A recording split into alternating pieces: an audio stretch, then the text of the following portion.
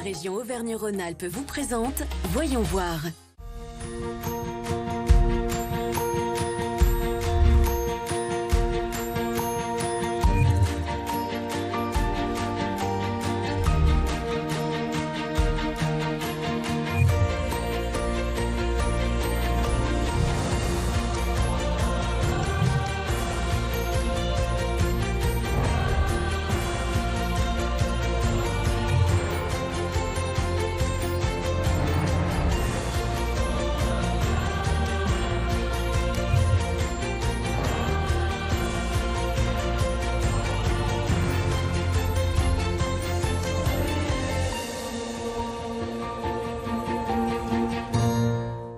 Bienvenue dans ce nouveau numéro de Voyons voir consacré aux maisons de santé et plus particulièrement en zone rurale. Rencontre tout de suite avec le maire de Craponne-sur-Arzon en Haute-Loire dont la maison de santé a été inaugurée il y a environ 2 ans.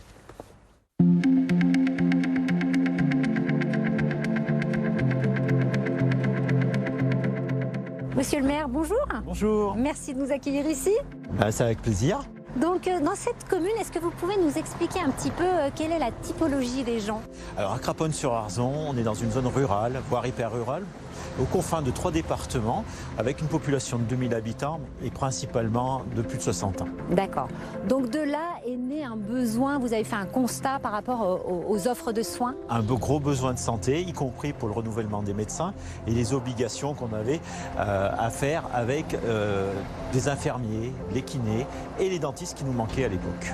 Et alors à partir de ce moment où vous avez fait une consultation citoyenne, comment est-ce que ça s'est passé? Alors on a associé plutôt qu'une consultation citoyenne tout un tas d'acteurs à une réflexion globale, alors sur la santé certes, mais aussi sur d'autres sujets. Et sur la santé, il est ressorti justement un besoin de travailler avec les professionnels de santé, tous ensemble qui étaient isolés, chacun dans leur coin. Et des réunions ont été proposées pour travailler avec eux et faire émerger un projet de santé avec une conséquence, la maison de santé. Et maintenant, je vais aller voir Jean-Luc Bory, vice-président de l'agglomération du Puy-en-Velay, pour plus de détails sur le projet. C'est parti.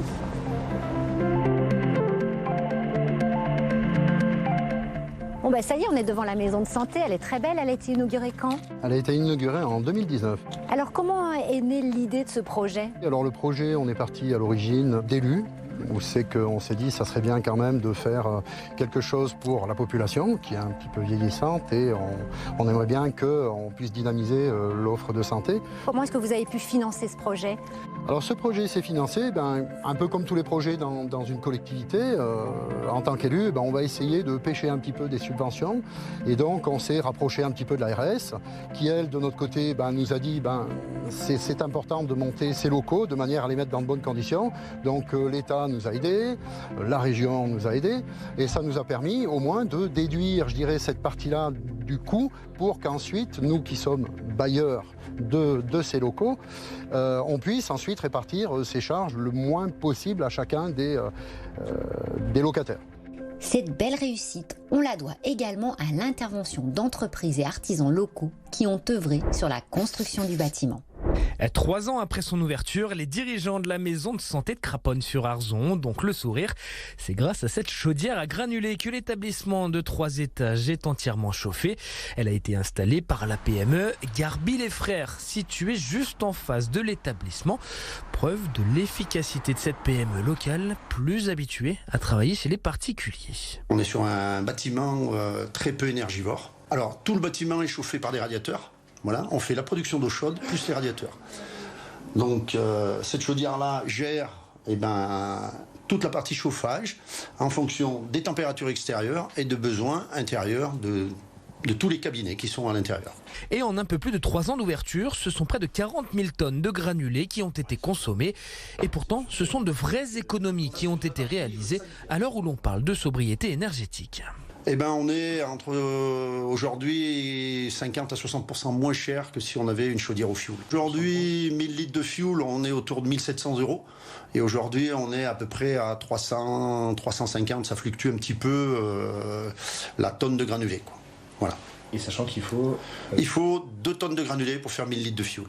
Un succès rendu possible par le concours de plusieurs entreprises locales. L'approvisionnement est réalisé grâce aux scieries réparties dans un rayon de 20 km autour de Craponne-sur-Arzon. L'ensemble des déchets de ces scieries est rassemblé chez ce fabricant de granulés à la sortie de la ville pour les valoriser.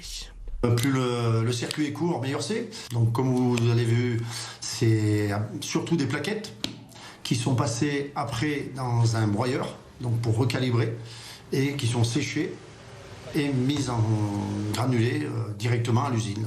Et reste désormais à gérer la demande en forte augmentation depuis plusieurs années. Notez tout de même un investissement de l'ordre de 15 à 18 000 euros est demandé au départ pour installer à poêle à granulés.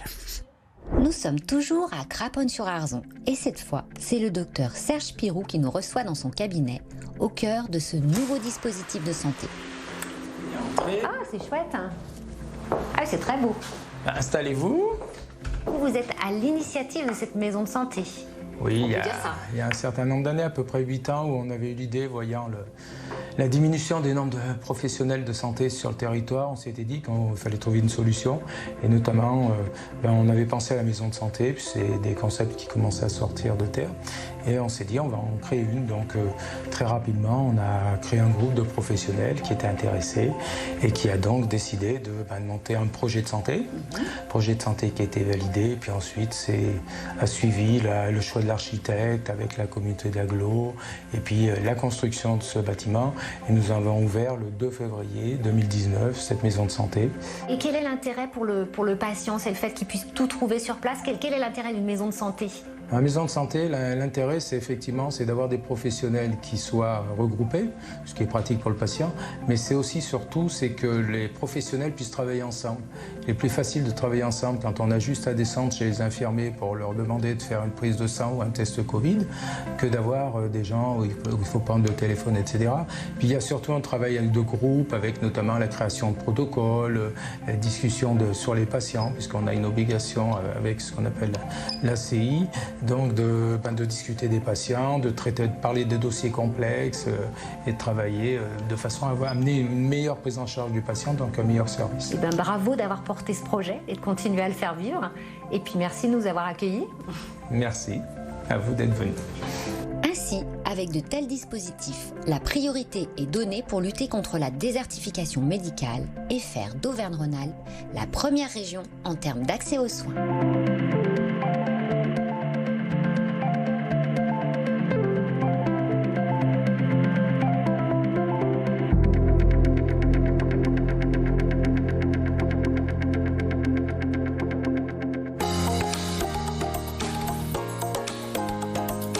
La région Auvergne-Rhône-Alpes vous a présenté Voyons voir.